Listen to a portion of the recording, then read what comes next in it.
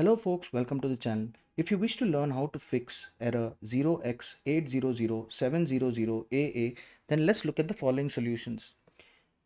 The first solution would be is to disable the antivirus software. So for that, what you need to do is look for virus and threat protection. And here we look for virus and threat protection settings, manage settings, and turn real-time protection off. Yes. Now, if you have a third-party software like say Kaspersky or the like, then you have to disable the third-party software. But let me give you a word of caution here, folks. Do not keep this off for a long time. Now, the reason I'm telling you this is if you keep it off permanently, there is a very good chance that some virus or malware will enter your system and can cause your system and you a lot of troubles.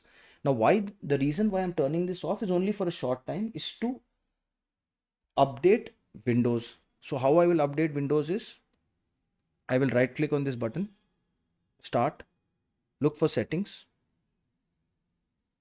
look for Windows update, and I will check for updates. And while I'm at it, I'll go to advanced options, not advanced options, sorry. I will go to advanced options, optional updates, and I will update the drivers here.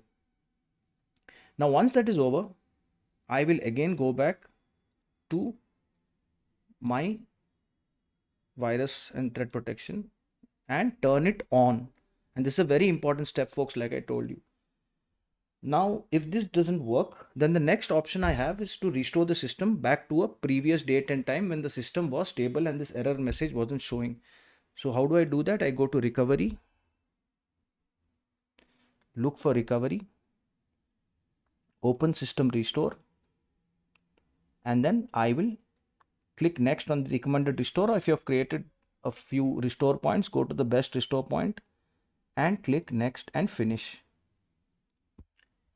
Now another option is to do a disk cleanup.